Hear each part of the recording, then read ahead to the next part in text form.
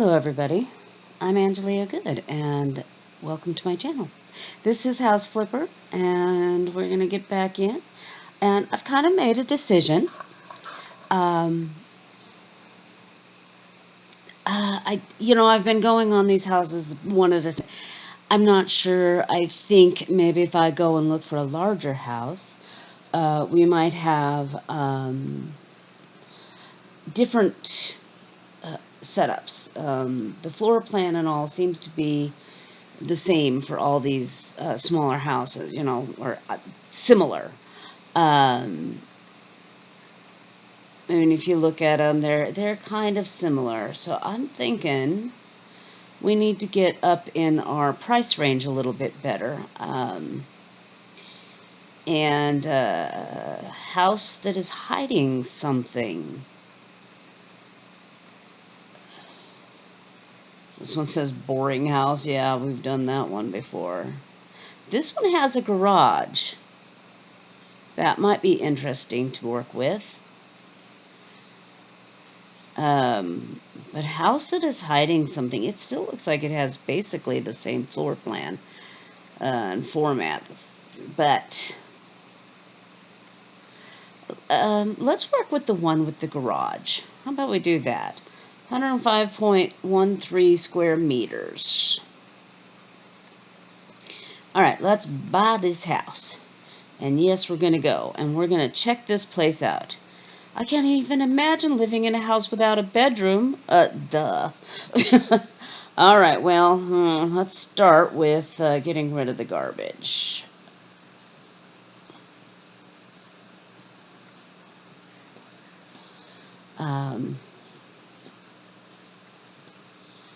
Is there any more? Oh, I really hope they come up with landscaping sometime soon.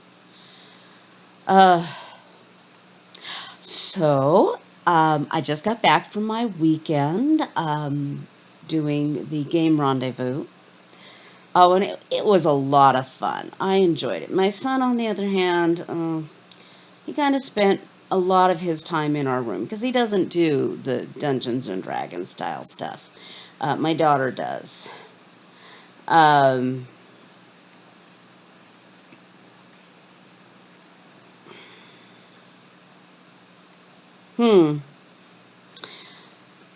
we want... no.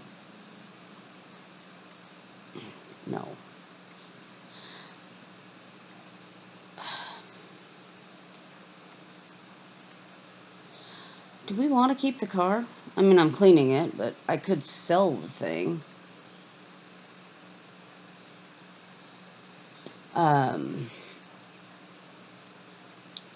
It doesn't make sense to keep it. Because, I mean, I'm not going to be selling a car with the house. That just doesn't make sense. We'll move it and we'll decide later. Let's move it out here.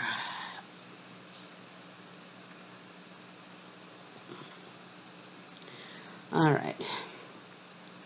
So anyway, so the first game we played was based on, I think it was called Call of Cthulhu.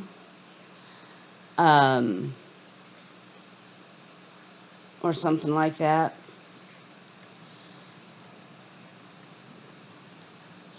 And,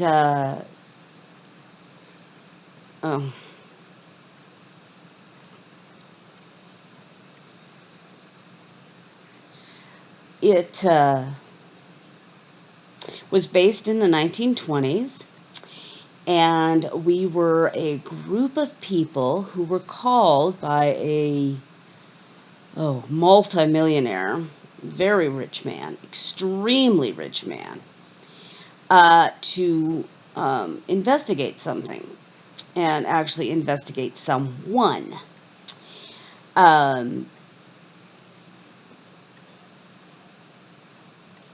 I start with getting rid of everything.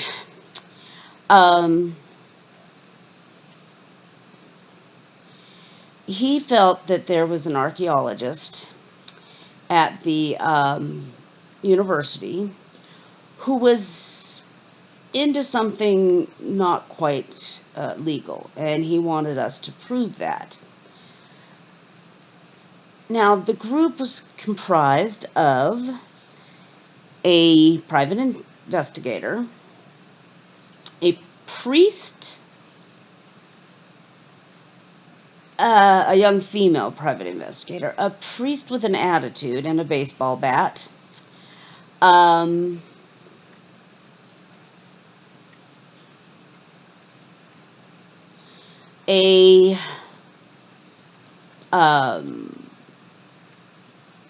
archaeology professor, a doctor, medical doctor, an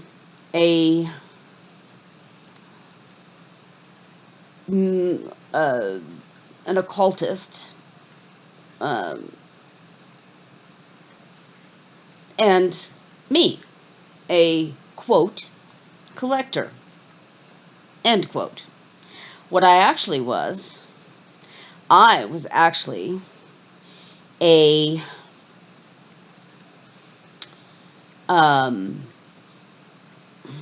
let's say I was a second story girl,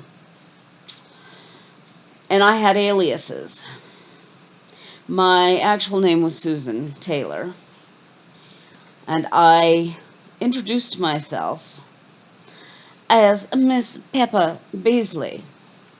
Now, Peppa Beasley was the daughter of a very, very rich man who had left her his entire fortune because I was his only child.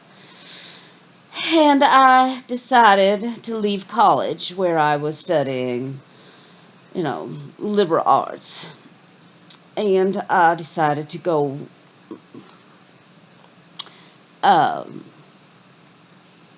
traveling to collect items of various values.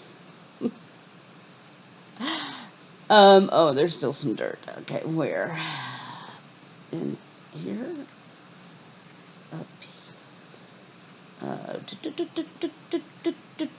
right there. Okay. And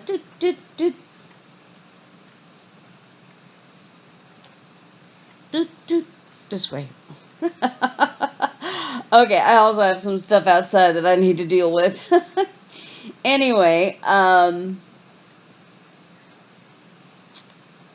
so I was playing that to the hilt. Trust me. One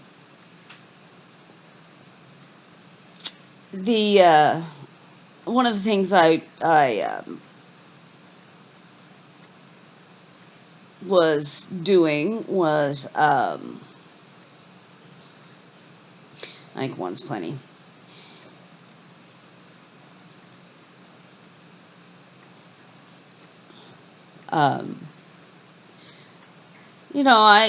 I was trying to figure out why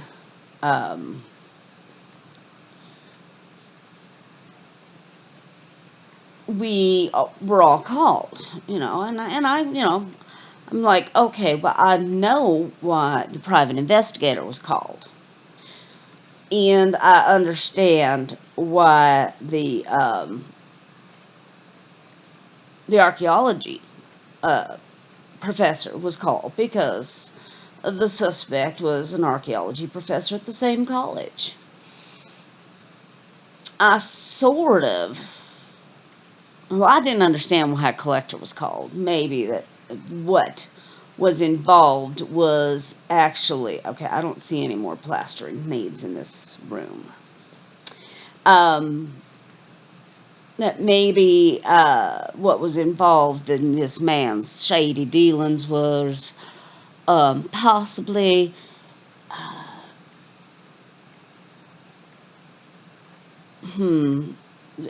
of the, sort of thing where he was guilty of maybe stealing from a dig or something. And I was, expected to verify the values of certain things. Now, did I really want to paint this? I mean, this is a garage. What does it matter? Well, I do want to Yeah, I'll paint the walls. Let's just go with a gray.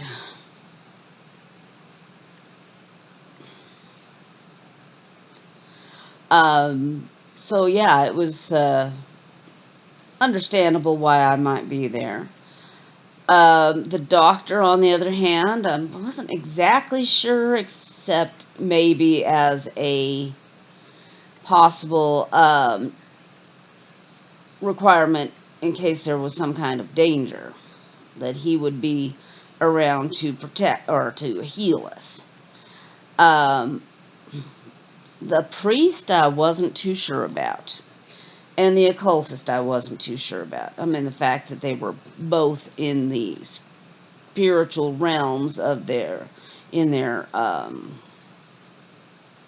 uh, professions made some sense. Not complete sense, but some sense. Um, but anyway, so and I would go about investigating at the college, wanting to search the professor's um, offices to see if maybe he had um, items that were of value that could not be accounted for in his uh, um, well, for his pay, Now, this gentleman that we were working for, like I said, he was extremely rich, and he offered each of us, now this is 1920, he offered each of us $250 at the beginning. He gave each of us an envelope with $250 in it, and offered us an additional $750 when we completed the mission, the job. Well, I had to play my part as a rich socialite, of course, and I told him, I'm sorry, but I personally have no need of your money. My daddy left me quite well off. So I have no need for your money, sir. Um, so I said I would do the job if instead he offered me one of his many collections. At least a part of one of his many collections. And of course, he tells me he hasn't got anything in his collections that is worth as small an amount as $1,000. Of course, that's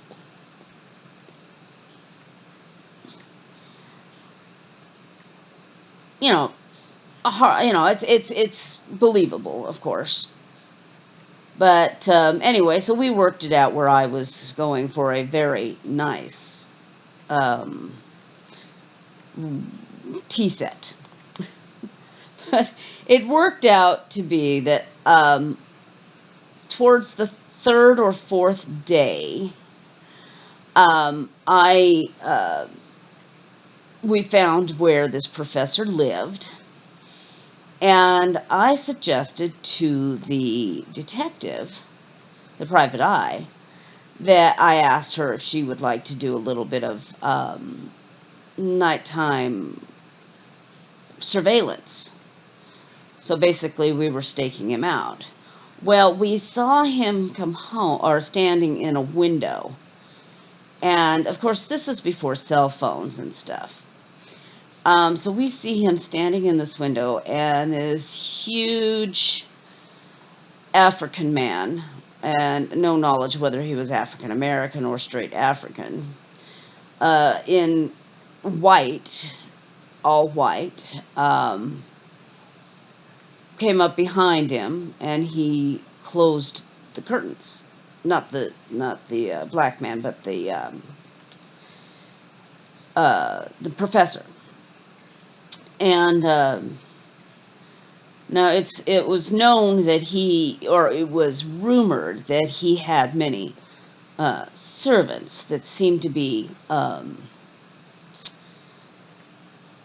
inappropriate, because he kept a lot of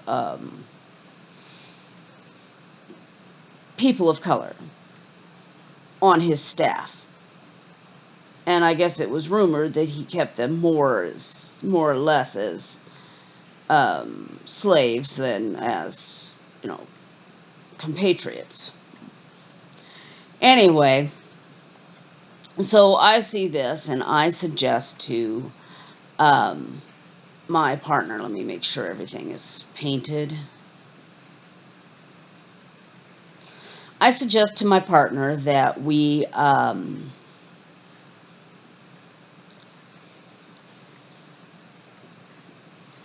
take a look inside. There's only one light burning. And at the same time, the priest is there with us. No, I don't want that. Don't want carpeting, floor tiles.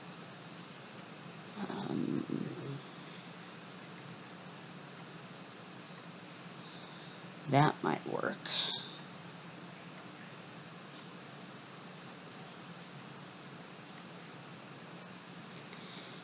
All right, so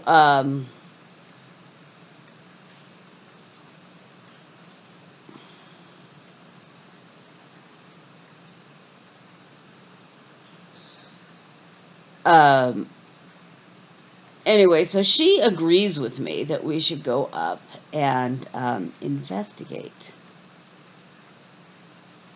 this place. I don't know, maybe these weren't exactly necessary, but hey, I like them. I didn't like the flooring. I did not like the flooring. Okay, so let's open the door, and we are in.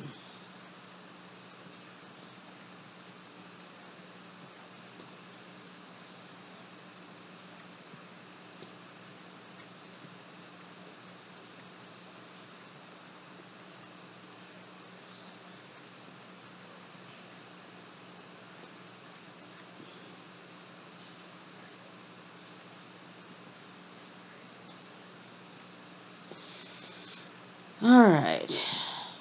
Yeah, well, we'll clean it up. Anyway, so we go in there, and the priest finds us there, and he follows us in. And we go in the back way. Now, I personally wanted to go in by climbing up on a tree and going up the upstairs area. However, I didn't want to give myself away, and the priest was very adamant that I should not do that because it wasn't appropriate. So I'm like, okay, well, I better not do that. So I go with the detective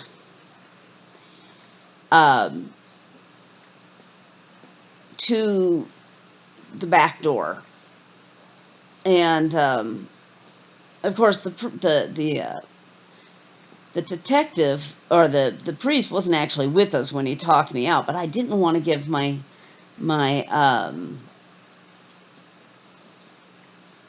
get up here.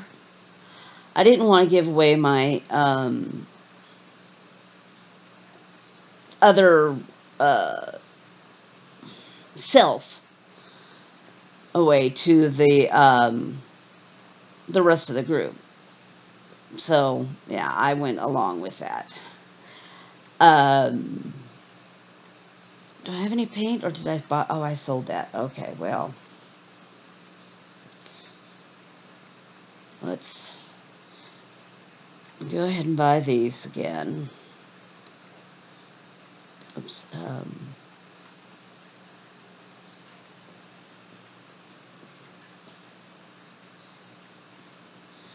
All right, and do we want to paint the same color? I think I'm gonna go with a lighter color this time. Maybe go with white. Or maybe Silver Glacier. That looks pretty.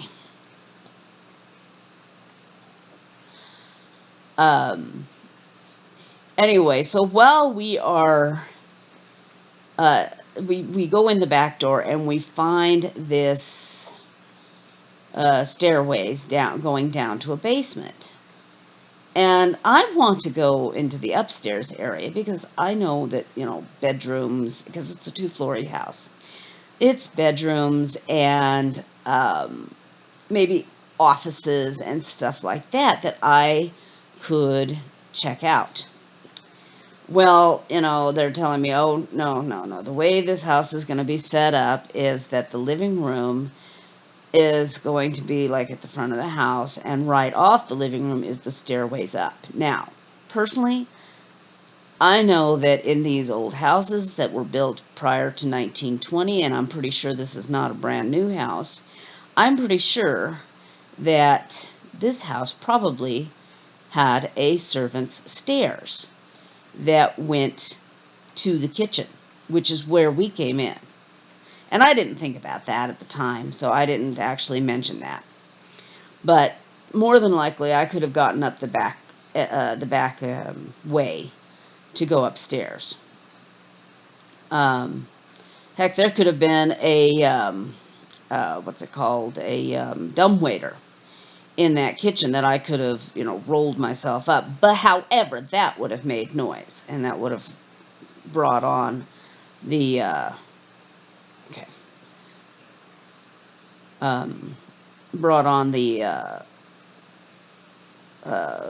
big black men, and there was like lots of them. I guess there was 3 or 4 of them. Anyway, so we decide that the detective and I are going to go down into the basement, and the priest with his baseball bat is supposed to be watching our backs. Yeah. Well, that didn't work out so well. Not for the priest especially, because he somehow, I don't know how it happened, but somehow noise was made. And because of that noise, oh, hello.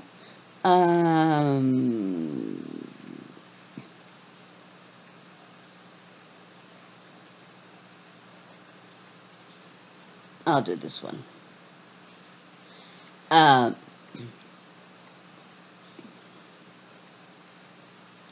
Because the noise was made, a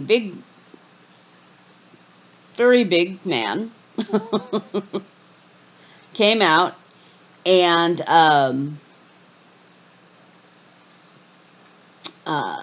found this priest. And he eventually got the crap beat out of him. Ended up being killed. She and I found this area that was let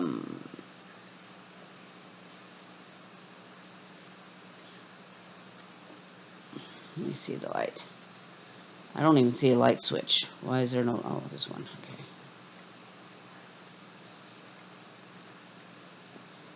This is... Oh, there it is. Okay. Okay, that doesn't seem to light up really well. This one seems to light up, but I don't like that light there.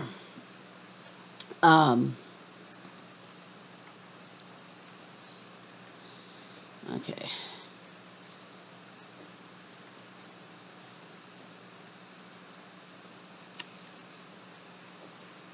I don't know if this is lining up properly.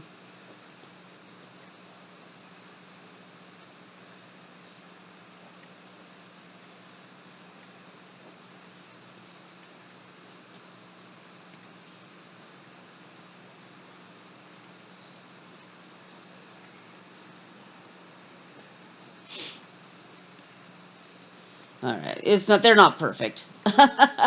I am not going to sit here and try to figure out how perfect they are. Anyway, so eventually I,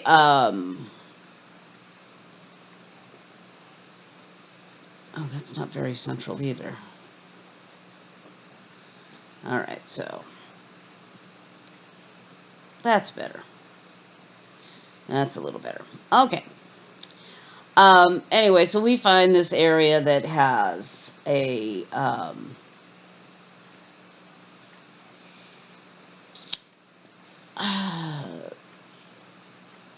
kind of a work area,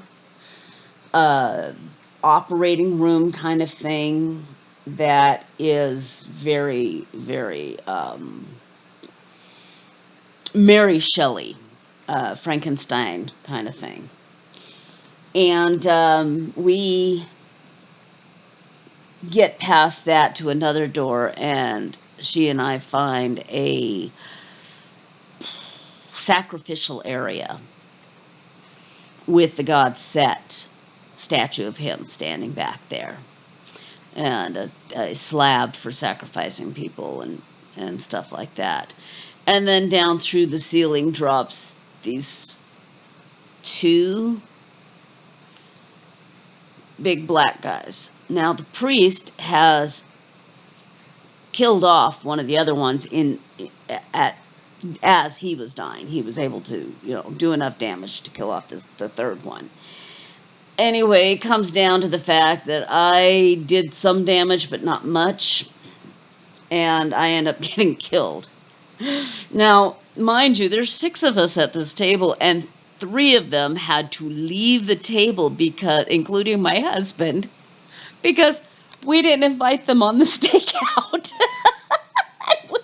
And she and I, and it's all my fault, of course. My husband knows I'm the one that suggests we go on the stakeout, and we go into this house. And yeah, I get killed.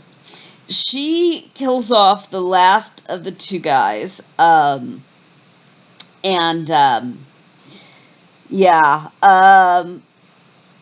the other 3 guys, the doctor, the guy that was playing the occult madam, and my husband, they all come in after the end of it, and they're not happy. My husband's not happy, and I'm thinking that I will tell you about the next game when I record My Time at Portia.